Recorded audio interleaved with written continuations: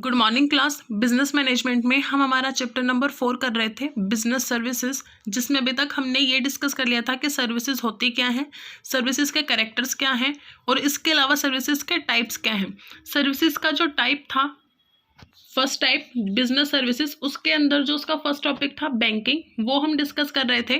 हमने ये डिस्कस कर लिया था कि बैंक होता क्या है, कितने तरीके के बैंक्स होते हैं। 4 तरीके के बैंक होते हैं, commercial bank, cooperative bank, specialised bank और central bank.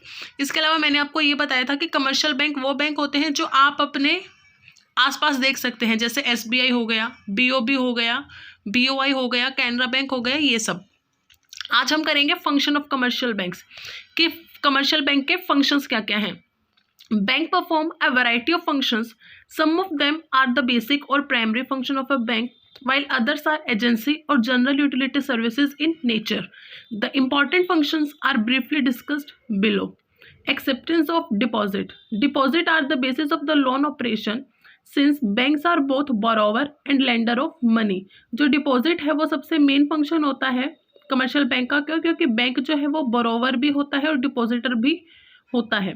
As borrower they pay interest and as lender they grant loan and get interest. Borrower के फॉर्म में वो इंटरेस्ट हमें पे करते हैं और लेंडर के फॉर्म में वो लोन देते हैं और इंटरेस्ट लेते हैं। These deposits are generally taken through current account, saving account and fixed deposit. ये जो डिपॉजिट है लोन देने के लिए वो कहाँ से लेते हैं? करंट अकाउंट से लेते हैं, सेविंग अकाउंट जो हम नॉर्मल पीपल ओपन करवाते हैं वो वहाँ से लेते हैं, या फिक्स्ड डिपॉजिट से लेते हैं। Current account deposit can be withdrawn to the extent of the balance at any time without any prior notice. जो करंट अकाउंट का डिपॉजिट है वो एक लिमिट तक आप जब चाहें तब जो है विड्रॉ करवा सकते हैं बिना किसी नोटिस के भी। Saving account are for encouraging savings by individual. Saving account किस लिए ओपन किए जाते हैं? ताकि जो लोग हैं वो अपनी सेविंग करके रख सकें। बैंक पे rate of interest is decided by RBI on this deposit. और बैंक जो है उतना रेट पे करती है जितना RBI डिसाइड करती है। Withdrawal from these accounts has some restriction in relation to the amount as well as number of times in a given period. इन अकाउंट्स में भी विड्रॉल की फैसिलिटी होती है, बट ये जो है रेस्ट्रिक्ट होती है कि कितने टाइम तक आप वहाँ से विड्रॉ कर सकते हैं। Fixed accounts are time deposit with higher rate of interest. और जो फिक्स्ड अकाउंट है वो क्या है? टाइम डिपॉजिट होते हैं जिनमें जो रेट ऑफ इंटरेस्ट है वो काफ़ी ज़्यादा होता है as compare to saving account.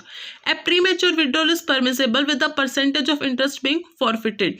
जो FD होती है उसको आप प्रीमेच्योर मतलब आपका टाइम कंप्लीट होने से पहले भी आप उसमें से पैसा विड्रॉ कर सकते हैं, बट उस केस में क्या होता है, आपके इंटरेस्ट की कुछ एक अमाउंट बैंक अपने पास फॉरफिट कर लेता है। फॉरफिट का मतलब क्या होता है? जब्त कर लेता है, वो आपको वो पैसा काट करके देता है। ठीक है, आपकी लैंग्वेज में पूरा पैसा नहीं देता बल्कि काट करके थोड़ा पैसा फिर देता है। डन। ये था आपका फर्स्ट के acceptance of deposit. Second, lending of funds. Second major activity of commercial banks is to provide loan and advances out of the money received through deposit. जो दूसरा फंक्शन है बैंक का वो क्या है? लोन प्रोवाइड करवाना जो उसके पास डिपॉजिट है उनसे। These advance can be made in the form of overdraft, cash credit, discounting trade bills, term loan, consumer credit and other miscellaneous advances. ये जो एडवांस है वो इन सभी फॉर्म में दे सकते हैं।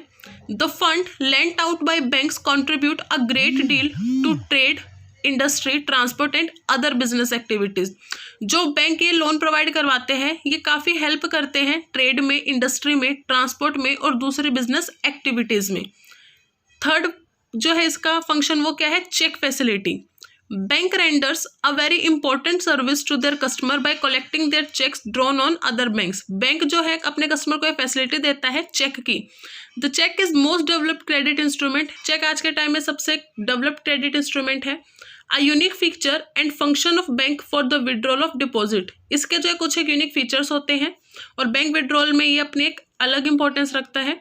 It is the most convenient and N inexpensive medium of exchange. ये सबसे आसान और बिना पैसे के आप एक्सचेंज कर सकते हैं वो वाला मेथड है। There are 2 type of cheques, mainly bearer cheque which are encashable immediately at bank counter and cross check which are to be deposited only in the payee account. देखिए 2 तरीके के चेक होते हैं, बियरर चेक और cross check. Bearer cheque क्या होता है? आप किसी को भी दे सकते हैं, जो पर्सन जाकर के उस चेक को बैंक में रिप्रेजेंट करेगा उसी को पेमेंट मिल जाएगी। पर क्रॉस चेक क्या होते हैं? क्रॉस चेक जो है आज के टाइम में चलने वाले चेक्स हैं और ये किस लिए इशू किए गए थे? ताकि जो है ब्लैक मार्केटिंग को रोका जा सके। अब क्रॉस चेक होता क्या है? क्रॉस चेक क्या होता है? सिर्फ और सिर्फ उसी पर्सन को अमाउंट पे की जाती है जिसका नाम चेक पे रिटर्न है, किसी दूसरे को आप वो अमाउंट पे नहीं कर सकते। डन। आफ्टर दैट है remittance of funds. After that देखिए remittance of fund.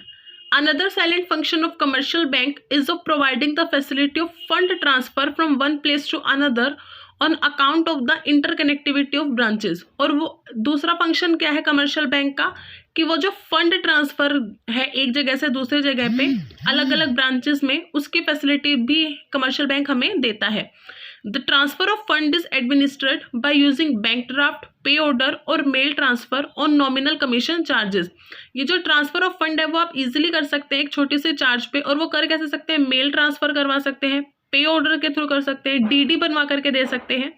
The bank issue at draft for the amount on its own branches at other places और other bank at those places. Bank करता क्या है?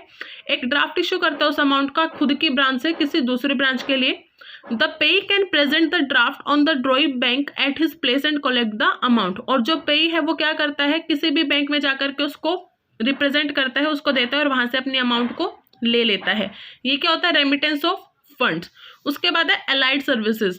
Allied services मतलब इसके अलावा कौन कौन से फैसिलिटीज या उसके साथ कौन कौन से फैसिलिटीज दी जाती है। In addition to above functions, ये जो हमने अभी फंक्शंस डिस्कस किए हैं जैसे acceptance of deposit, lending of funds, cheque facility, remittance of funds, इनके अलावा भी बैंक कुछ एक फैसिलिटीज देती है। Bank also provide allied services such as bill payment, आपको अपने बिल पे करने आप कर सकते हैं, लोकर फैसिलिटी देती है, अंडर राइटिंग सर्विसेज प्रोवाइड करवाती है। They also perform other services like buying and selling of shares and debentures on instruction and other personal services like payment of insurance premium, collection of dividend etcetera. ये सारी facilities भी bank अपने customer को provide करवाती है। इसके बाद देखिए ई banking. The growth of internet and e-commerce is dramatically changing everyday life with the world wide web and e-commerce transforming the world into a digital global village। आज के टाइम में इंटरनेट की फैसिलिटी, ई-कॉमर्स की facility की वजह से जो है ई-कॉमर्स और जो बैंकिंग है उसका काफ़ी प्रचलन हो गया है। ई-कॉमर्स ने जो है पूरे वर्ल्ड को एक डिजिटल ग्लोबल विलेज बना दिया है। The latest wave in information technology is internet banking. It is a part of virtual banking and another delivery channel for customer। ये जो है virtual banking का ही पार्ट है और डिलीवरी चैनल है कस्टमर्स के लिए। In simple terms, internet banking means any user with a PC, देखिए user with a PC and a browser can get connected to the bank website to perform any of the virtual banking function and avail of any of the banks services. ठीक है, वो किसी अगर उसके पास PC और browser है तो वो बैंक के किसी भी सर्विसेज को घर बैठे अवेल कर सकता है। There is no human operator to respond to the need of the customer, वहाँ पे कोई भी ह्यूमन बींग नहीं होता रिस्पॉन्ड करने के लिए।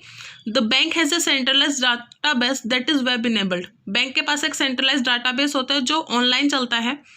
All the services that the bank has permitted on the internet are displayed on the menu। सारी सर्विसेज जो बैंक को चाहिए वो इंटरनेट पे मेन्यू में डिस्प्ले की जाती है। Any services can be selected and further interaction is dictated by the nature of services। उनमें से कोई भी सर्विसेज को आप सिलेक्ट कर सकते हैं और वहाँ से आगे उन सर्विसेज को यूज़ कर सकते हैं। In this new digital marketplace, bank and financial institution have started providing services over the internet। आज के टाइम में जो बैंक और फाइनेंशियल इंस्टीट्यूशन है उन्होंने सर्विस प्रोवाइड करवानी शुरू कर दिया इंटरनेट पे।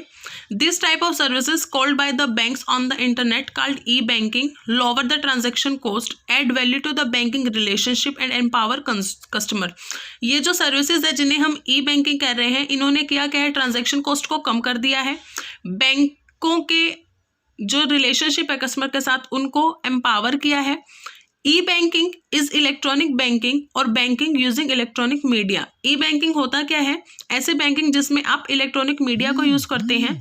दस e banking is a service provided by many banks that allows a customer to conduct banking transactions such as managing savings, checking accounts, applying for loans or paying bill over the internet using a personal computer, mobile telephone और hand held computer, इन सभी का use करके वो अपनी services को use कर सकते हैं।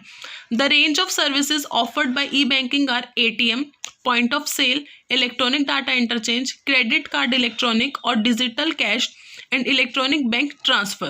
The two way in which EFT can be done are NEFT and RTGS. NEFT का मतलब होता है national electronic fund transfer and RTGS का मतलब है रियल टाइम ग्रॉस सेटलमेंट। ये फैसिलिटीज जो है ई बैंकिंग के थ्रू आपको मिलती है।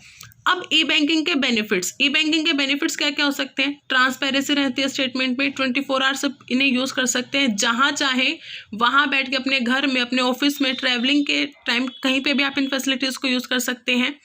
ठीक है, कस्टमर सेटिस्फाई रहता है, अनलिमिटेड एक्सेस रहती है बैंक को, ब्रांच के अंदर सिर्फ वैलिड नहीं रहती है, all over the world valid रहती है। ये सभी ई बैंकिंग के बेनिफिट्स रहते हैं। Okay students, so I am going to wind up my session, क्योंकि आज के लिए हम इतना ही करेंगे। सिर्फ आपके लिए होमवर्क क्या रहेगा, आपको इस टॉपिक के नोट्स प्रिपेयर करने हैं। सेकंड, ये जो दिया हुआ है आपका chart type of digital payment, इसको आपको अच्छे से रीड करना है और अगर इसमें कोई प्रॉब्लम आए तो आप मुझसे पूछ सकते हैं। Okay, thank you, have a nice day.